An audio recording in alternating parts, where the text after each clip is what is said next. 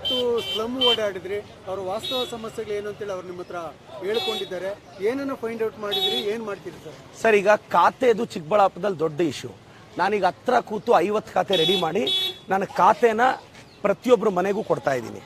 ಇವಾಗ ಆಲ್ರೆಡಿ ಒಂದು 2-3 ಮನೆಗೆ ಕೊಟ್ಟೆ, ಈಗ ಖಾತೆ ಕೊಡಕ್ಕೆ ಹೋಗ್ತಿದ್ದೀನಿ. ಒಂದು ಎರಡನೇದು, ನನ್ನ ವಾಪಸಂದ್ರದಲ್ಲಿ ಪಾಪ ಒಂದು 160 ಮನೆ ಇದೆ, ರಾಜಕಾಲುವೆ ಮೇಲೆ ಇದೆ ಅಂತ ಪಾಪ ಅವ್ರಿಗೆ ತೊಂದರೆ ಕೊಡ್ತಿದ್ದಾರೆ. ಶ್ರೀಮಂತರಿಗೊಂದು ಕಾನೂನು, ಬಡವ್ರಿಗೊಂದು ಕಾನೂನಾ? ಪಾಪ ಅವರೇನೋ ಅವ್ರ ಜೀವನ, ಅದಕ್ಕೊಂದು ಪರಿಹಾರ ಇದೆ. ನಾನು ಅವ್ರ ಪರವಾಗಿ ನಿಲ್ತೀನಿ.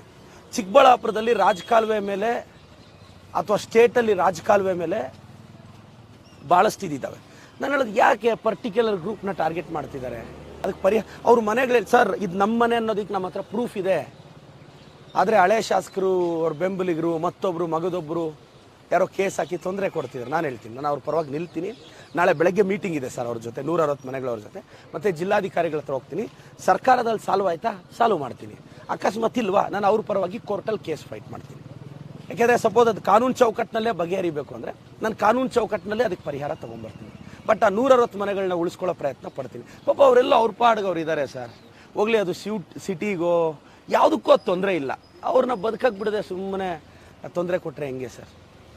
ಸರ್, ಆಮೇಲೆ ಎರಡನೇದು, ಈಗ ಕ್ರಷರ್ಗಳದ್ದು ಪ್ರಾಬ್ಲಮ್ ಇತ್ತು, ಅದನ್ನು ನೀವು ಕ್ರಮ ತೊಗೊಂಡ್ರಿ, ಟಿಪ್ಪರ್ಗಳನ್ನೆಲ್ಲ ಕೂಡ ನಿನ್ನೆ.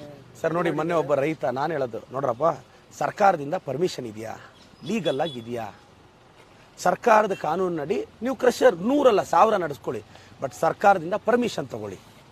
ಅದಕ್ಕೆ ಪರ್ಮಿಷನ್ ಅಥಾರಿಟಿ ನಾನಲ್ಲ. ಲೀಗಲ್ಲಾಗಿ ನೀವು ಕೆಲಸ ಮಾಡಿ, ನಾವು ಇಂಟರ್ಫಿಯರು ಆಗಲ್ಲ.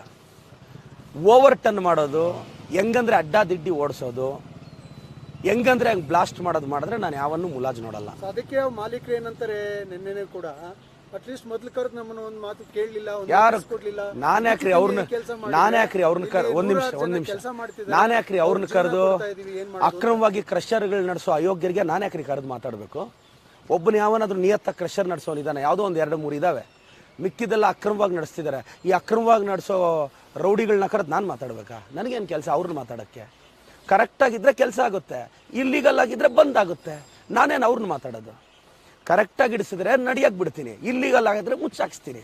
ನನಗೆ ಯಾರು ಮುಲಾಜಲ್ಲೂ ನಾನು ಇಲ್ವೇ? This is stand clear. ಕರೆದು ಮಾತಾಡೋದೇನಿದೆ? ನೋಟಿಸ್ ಕೊಟ್ಟಿಲ್ಲ ಅಂತ ಹೇಳಿದ್ರಲ್ಲ 2 ಡೇಸ್ ಬ್ಯಾಕು, ಎಲ್ಲ ಕ್ರಷರ್ಸು ನಿಲ್ಲಿಸಿ ಅಂತ ನೋಟಿಸ್ ಹೋಗಿದೆಯಲ್ವೋ ಕೇಳಕ್ಕೆ ಹೇಳಿ ಅವ್ರನ್ನ. ಕಳಿಸಿದ್ದೀವಿ ನೋಟಿಸು, ಸಡನ್ನಾಗಿ ಬ್ಯಾನ್ ಮಾಡೋಕ್ಕೆ ಬರಲ್ಲ. ನಾನು ಹೇಳೋದು ಸರ್, ದಿನಕ್ಕೆ 100 ಲಾರಿಗಳು ಸ್ಕೂಲ್ ಟೈಮಲ್ಲಿ, ಕಾಲೇಜ್ ಟೈಮಲ್ಲಿ ಓವರ್ ಟರ್ನ್ ಹಾಕ್ಕೊಂಡು ಹೋದರೆ, ಯಾವುದಾದ್ರೂ ಮಗುಗೆ ಆಕ್ಸಿಡೆಂಟ್ ಆದರೆ ಯಾರು ಸರ್ ಆಗ್ತಾರೆ? ನಾಳೆ ಆಕ್ಸಿಡೆಂಟಲ್ಲಿ ನಿಮ್ಮ ಮಗುನೋ ನನ್ನ ಮಗುನೋ ಇದ್ದರೆ ಯಾರು ಸರ್ ಜವಾಬ್ದಾರಿ? ಇವತ್ತು ನಮ್ಮ ಪೆರೇಸಂದ್ರ ಕ್ರಾಸಲ್ಲಿ ದಿನಕ್ಕೆ 500 ಗಾಡಿಗಳು ಹೋಗ್ತವೆ, ಮುದ್ದನಹಳ್ಳಿ ರೋಡಲ್ಲಿ 500 ಗಾಡಿ ಹೋಗ್ತವೆ. ಯಾವುದಾದ್ರೂ ಮಗು ರೋಡ್ ಕ್ರಾಸ್ ಮಾಡುವಾಗ, ಇವತ್ತು ಮೊನ್ನೆ ಒಬ್ಬ ರೈತ ಹೆಂಗೆ ಸತ್ತೋದ ಗೊತ್ತಾ ಸರ್? ಓವರ್ ಟರ್ನ್ ಇತ್ತು ಗಾಡಿ, ರಿವರ್ಸ್ ಬಂದು ಸತ್ತೋಗಿದ್ದವನು, ಆಕ್ಸಿಡೆಂಟ್ ಆಗಿ ಸತ್ತೋಗಿದ್ದಲ್ಲ. ಇದು ವಾಸ್ತವ. ನಾಳೆ ಬೆಳಗ್ಗೆ ಯಾರ್ದಾದ್ರೂ ಪ್ರಾಣಹಾನಿ ಆದರೆ ನಮ್ಮ ಮನೇಲಿ ಸಮಸ್ಯೆ ಆಗೋವರೆಗೂ ನೋಡ್ಕೊಂಡು ಕೂತ್ಕೋಬೇಕಾ? ನೋಡ್ರಪ್ಪ, ಕಾನೂನು ರೀತಿಯಲ್ಲಿ ಅದೇನು ಟನ್ ವೆಯ್ಟೇಜ್ ಇದೆಯೋ ಅದ್ರ ಪ್ರಕಾರ ಹಾಕ್ಕೊಂಡೋಗಿ, ನಿಮ್ಮನ್ನು ಯಾರು ತಡೆಯಲ್ಲ. ಈಗ ನಿನ್ನೆ ಏನು ಎಲ್ಲ ಟ್ರಕ್ನೂ ತಡೆದಿದ್ದೀವೋ ನಾವು? ಇಲ್ಲಿಗಲ್ ಆಗಿರೋದೇ ತಡೆದಿದ್ದೀವಿ ತಾನೆ? ನೀವು ಕೇಳಿ, ನಾವೆಲ್ಲ ಇಲ್ಲಿಗಲ್ ಆಗಿರೋದು ತಡಿಬಾರ್ದಾ? ತಡಿತೀವಿ. ಬದಲಾವಣೆಗೆ ಮುನ್ನುಡಿ ಬರೀತೀವಿ. ಸರ್, ಚಿಕ್ಕಬಳ್ಳಾಪುರ ನಗರಸಭೆಯಲ್ಲಿ ಅಧಿಕಾರಿಗಳ ಬದಲಾವಣೆ ಬಹಳಷ್ಟು ವರ್ಷಗಳಿಂದ ಆಗಿರಲಿಲ್ಲ. 1998ರಿಂದನೂ ಅಂತ ಅಂತಾರೆ. ಈಗ ಇಂಟರ್ನಲ್ ಚೇಂಜಸ್ ಮಾಡಿದ್ದೀರಿ, ಅದರಿಂದ ಏನಾದರೂ ಬದಲಾವಣೆ? ಸರ್ ನೋಡಿ, ನಾನು ಹೇಳಕ್ಕೆ ಇಷ್ಟಪಡ್ತೀನಿ, ನಾನು ಇದೇ ಚಿಕ್ಕಬಳ್ಳಾಪುರದಲ್ಲಿ ಕಳೆದ 25-30 ವರ್ಷದಿಂದ ಬೆಳೆದಿರೋನು.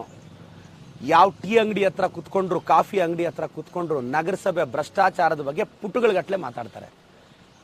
ಖಾತೆ ಸೆಕ್ಷನಲ್ಲಿ 30, 40, 50 ಸಾವಿರ ಇಲ್ಲದೆ ಖಾತೆ ಆಗಲ್ಲ ಅಂತ ಜನ ಮಾತಾಡ್ತಾರೆ. ಕೂಲಿ ಕೆಲಸ ಮಾಡೋನು ಕಷ್ಟಪಟ್ಟು ಏನೋ ಒಂದು ಪ್ರಾಪರ್ಟಿ ಮಾಡ್ಕೊಂಡ್ರೆ 200-300 ರೂಪಾಯಿ ಕೂಲಿಗೆ ಹೋಗೋರಿಗೆ ಇವ್ರು 50 ಸಾವಿರ ಎಲ್ಲಿಂದ ತಂದು ಕೊಡ್ತಾರೆ? ರೂಲ್ ಇದೆಯಾ ಎಲ್ಲಾದರೂ? ನಾನು ಹೇಳ್ತಾ ಇದ್ದೀನಿ ಚಿಕ್ಕಬಳ್ಳಾಪುರ ಜನತೆಗೆ, ಖಾತೆ ವಿಚಾರದಲ್ಲಾಗಲಿ ಇನ್ನೊಂದು ವಿಚಾರದಾಗಲಾಗಲಿ ಯಾವನಿಗೂ 1 ರೂಪಾಯಿ ಕೊಡಬೇಡಿ. ಇವತ್ತು 50 ಖಾತೆ ರೆಡಿ ಮಾಡಿದ್ದೀನಿ, ನಾನೇ ಮನೆಗೆ ಹೋಗಿ ಕೊಡ್ತೀನಿ. ಪೆಂಡಿಂಗ್ ಇರೋ ಎಲ್ಲ ಖಾತೆಗಳು ನಾನೇ ರೆಡಿ ಮಾಡಿಸಿ ನಾನೇ ಎತ್ಕೊಂಡೋಗಿ ಮನೆಗೆ ಕೊಡ್ತೀನಿ. ನಾನು ಇದು ಪ್ರಾಮಿಸ್ ಮಾಡ್ತೀನಿ ನಮ್ಮ ಜನಕ್ಕೆ. ಏನು ಅನ್ಕೊಂಡಿದ್ದಾರೆ ಸರ್ ಇವರು? ಸರ್, ಕೋಲಾರ ಸಂಸದ ಮುನಿಸ್ವಾಮಿ ಅವರು ಬಗ್ಗೆ ಮಾತಾಡ್ತಾರೆ. ಅವರೊಬ್ಬ ನಾಟಕಕಾರ, ಏನು ಬಾಯಿಗೆ ಬಂದಂಗೆಲ್ಲ ಮಾತಾಡ್ತಾರೆ. ಏನು ಅವ್ರ ಹೆಸರು? ಮುನಿಸ್ವಾಮಿನ? ನಾನು ಮನಿಸ್ವಾಮಿ ಅನ್ಕೊಂಡಿದ್ದೆ. ಅದೊಂದು ಚೈಲ್ಡ್ ಆರ್ಟಿಸ್ಟ್ ಸರ್. ನಾನು ಚೈಲ್ಡ್ ಆರ್ಟಿಸ್ಟ್ಗಳ ಬಗ್ಗೆ ಎಲ್ಲ ಮಾತಾಡಲ್ಲ. ನಾನೊಬ್ಬ ಮೆಚ್ಯೂರ್ಡ್ ಪೊಲಿಟಿಷಿಯನ್ನು.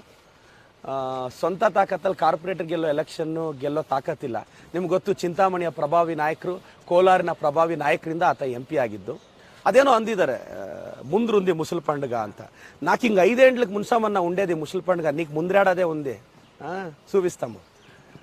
ಭಾಳ ಖುಷಿ ಆಯಿತು ಸರ್. ನೋಡಿ, ಇದು ಬರಬೇಕು ಸರ್. ಇಲ್ಲಿ ನಾನು ಹೇಳ್ತೀನಿ, ಯಾವುದೇ ಪಾರ್ಟಿಯವರು ಬಡವ್ರಿಗೆ ಹೋಗಿ ಸಹಾಯ ಮಾಡಿ, ನಾನು ನಿಮ್ಮನ್ನು ಅಪ್ರಿಷಿಯೇಟ್ ಮಾಡ್ತೀನಿ. ಇವತ್ತು ರಾಮರೆಡ್ಡಿ ಅವ್ರು ಹೋಗಿ ಸಹಾಯ ಮಾಡಿದ್ರೆ ನಾನು ಅಪ್ರಿಷಿಯೇಟ್ ಮಾಡ್ತೀನಿ. ಇದೇ ಡಾಕ್ಟರ್ ಕೆ ಸುಧಾಕರ್ ಅವರು ಕಷ್ಟಕ್ಕೆ ಸ್ಪಂದಿಸಲಿ, ನಾನು ಅವ್ರನ್ನೂ ಅಪ್ರಿಷಿಯೇಟ್ ಮಾಡ್ತೀನಿ ಸರ್. ನಮ್ಮ ಇಂಟೆನ್ಷನ್ ರಾಜಕೀಯ ಅಲ್ಲ, ಅಭಿವೃದ್ಧಿ. ಅದನ್ನ ಯಾರು ಬೇಕಾದರೂ ಮಾಡಲಿ. ಈಗ ಇದೇ ಕಷ್ಟದಲ್ಲಿರೋರಿಗೆ BJP ಅವರು, JDS ಅವರು ಯಾರು ಬೇಕಾದ್ರೂ ಹೋಗಿ ಸಹಾಯ ಮಾಡಲಿ, ನಾನು ಅವ್ರನ್ನೂ ಅಪ್ರಿಷಿಯೇಟ್ ಮಾಡ್ತೀನಿ. ತಪ್ಪೇನಿದೆ? ಸೊ ಬಡವ್ರಿಗೆ ಸಹಾಯ ಮಾಡಿದ್ರೆ ಯಾರನ್ನ ಬೇಕಾದ್ರೆ ನಾನು ಅಪ್ರಿಷಿಯೇಟ್ ಮಾಡ್ತೀನಿ. ಭಾಳ ಖುಷಿ ಆಯ್ತು ಸರ್.